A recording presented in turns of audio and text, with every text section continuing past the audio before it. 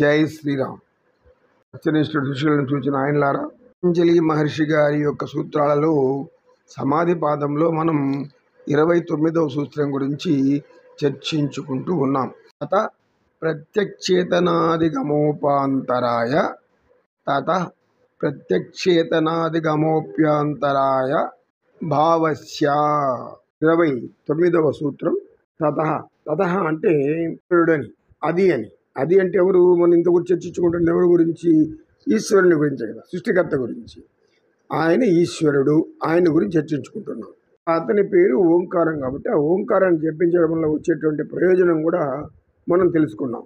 శ్లోకంలో ఆయన ముఖ్యంగా ఏం తెలియజేస్తున్నారంటే, ఓంకారాన్ని జపించే కొద్దీ అలా దీర్ఘంగా కొనసాగుతూ పూర్తిగా అందులో లీనమైపోయి ఆత్మ సంయమనం చేసుకుంటూ వెళ్ళిపోయినప్పుడు యోగానికి ప్రతిబంధకాలై, యోగానికి ఆటంకాలై ఉన్నటువంటి యోగ సాధనకు పనికిరానటువంటి కొన్ని విషయాలు, కొన్ని సమస్యలు ఏవైతే ఉన్నాయో అట్లాంటి విఘ్నాలన్నీ తొలగిపోతాయి అని చెప్తున్నారు పతంజలి మహర్షి గారు.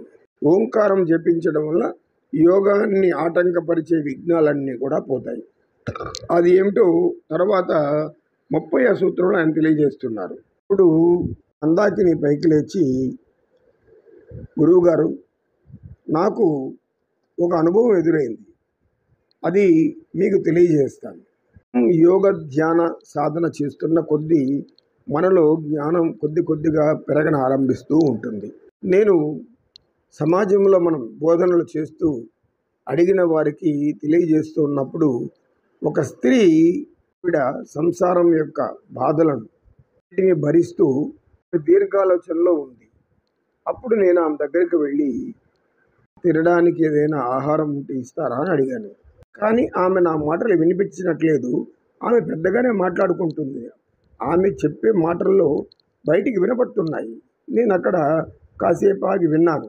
అంతర్గత సంభాషణ అనేది అందరిలో జరుగుతూ ఉండేటటువంటి ప్రక్రియ. అయితే ఈ అంతర్గత సంభాషణ ఎవరితో మాట్లాడుతున్నారు? మనం ఉన్నది ఒకటే, మనలో ఉన్నది మనసు ఒకటే. ఈ మనసు ఒకటే అయినప్పుడు నిర్ణయం ఒకటే ఉండాలి కదా. మరి వ్యతిరేక విధానంలో మాట్లాడుకుంటూ లోపలనే ఉంటారు కొంతమంది. దాన్ని గురించి ఎవ్వరూ పట్టించుకునే స్థితిలో ఉండరు. ఎందుకు అంటే అంతర్గత సంభాషణ అనేది వాళ్లకు జ్ఞానాన్ని పెంచేదో లేదా అజ్ఞానాన్ని పెంచేదో అయి ఉంటుంది. మూర్ఖత్వం ఉంటే అజ్ఞానం వైపు వెళ్ళిపోతారు, మూర్ఖత్వం లేకపోతే జ్ఞానం వైపు నడిచి సుఖ సంతోషాలతో ఉండిపోతారు అని మీరు చెప్పారు. ఏం మాట్లాడుకుంటూ ఉందంటే, నీవు ప్రతినిత్యం ఇలా తాగి వస్తే, ఇంట్లో అనేక విధాలైన బాధలతో ఉంటే ఈ బాధలను పట్టించుకోకుండా సరైనటువంటి కావాల్సినటువంటి ఆహార పదార్థాలు తేకుండా ఇలా మాటికి తాగేసి వచ్చి గొడవ చేస్తున్నావు ఎందుకు? తర్వాత ఆమె ఏమంటుందంటే, నేను సంపాదిస్తున్నాను, నా ఇష్టం, నేను తాగుతాను, నువ్వు అడిగేదానికి? నా యొక్క సంపాదన, నా యొక్క కష్టం, నేను తాగడంలో నీకు మీ అభ్యంతరం ఏమిటి అని ఆయన ఏదో గద్దిస్తున్నట్లు, ఇట్లా చేసావంటే నిన్ను తరిమేస్తాను ఇంట్లో నుంచి అని ఏదేదో మరలా చెప్పింది. తర్వాత మరలా కొన్ని మాటలు వినిపించాయి. అలాగైనా నీవంటే ఈ బిడ్డలను ఎలా చాకేది, ఈ సంసారం ఎలా భరిస్తాము, నీవు చేసిన తప్పు కాదు, నేను చేసేది ఏం తప్పు లేదు, నా సుఖం నేను కోరుకుంటాను, నువ్వెవరు అడగడానికి? పెళ్లి చేసుకున్నాక భార్య సుఖం చూడాలి, బిడ్డల సుఖం చూడాలి, వాడి భవిష్యత్తు చూడాలి, ఇది కూడా నీ ధర్మమే కదా, ఇది ఎందుకు మర్చిపోతున్నావు? ఇలా తాగేసి వచ్చి నీ బాధ్యతారహితంగా ఉంటే ఎట్లా?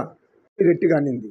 అలా ఏదో నేను ఇస్తున్న దాంతో సర్దుకో, అలా సర్దుకొని బతుకు, తక్కువ ఆహార పదార్థాలు ఉండు, మీరు తినండి, కానీ నాకు తాగుడే అలవాటు ముఖ్యం, నాకు అదే ఆనందాన్ని ఇస్తుంది, అందుకనుక నేను నా యొక్క ఆనందాన్ని, నా అలవాటుని మార్చుకోను అని అనింది. ఆమె ఎవరితో మాట్లాడుతుంది అర్థం కాకుండా చూశాను. ఆడెవ్వరూ లేరు, ఆమె ఒక ఆమె మాట్లాడుకుంటుంది. అలా ఈ సందేహం అందరికీ రాదమ్మా. ఎందుకు అంటే జ్ఞానేంద్రియాలు ప్రపంచాన్ని లోపలికి చేరవేసేటటువంటి ప్రయాణ సాధనాలు లాంటివి. చేరవేసిన తర్వాత బాధ విపరీతంగా పెరిగిపోయి శాంతి క్షీణించి అపవాదాలు జరిగి చేయలేక నిస్సహాయ స్థితిలో బాధలో ఉండిపోయి దానికి ఎవరూ లేక దిక్కులేనటువంటి పరిస్థితిలోకి వెళ్ళిపోయినటువంటి ఆ స్త్రీ భర్త అన్న మాటలను గట్టిగా చెప్తూ ఉంది, తనకి చెప్పుకుంటుంది. అది ఆమెలో ఉన్న అహం ఆ విషయాన్ని తెలియజేస్తుంది. అంటే అతను అహంకారపూరితంతో చెప్తున్నటువంటి మాటలు ఈమె అహం గ్రహించి ఈ అహాన్ని అది మరలా రిపీట్ చేస్తూ ఉంది వీళ్ళకి. వాళ్ళ భర్త పాత్ర కొంచెం పోషించింది. తర్వాత ఈమె పాత్ర ఏమిటి? బుద్ధి. అహంతో పలికితే బుద్ధి ఏం చేస్తుంది? తప్పు, ఇది మంచి పని కాదు, ఇది చెయ్యొద్దు అని బుద్ధి హెచ్చరిస్తూనే ఉంటుంది. ఇది మరొకటి ఉంది మనస్సు. ఇది మరీ బలహీనమైనటువంటిది. అహంకారానికి లొంగిపోయి ఉంటుంది, జ్ఞానేంద్రియాలకు పూర్తిగా లొంగిపోయి ఉంటుంది. ఆ మనస్సు ఏమవుతుంది? మత్తులో ఊగుతూ తూగుతూ ఉంటుంది. కనుక నేను తాగాలి, నేను ఊగాలి, నేను ఆనందించాలి అనేటువంటి స్వభావాన్ని మనసు చెబుతుంది. 3 రకాలైనటువంటి సంభాషణలు ప్రతి ఒక్క మనిషిలోనూ అంతర్గత సంభాషణలుగా ప్రస్ఫుటమవుతూ ఉంటాయి.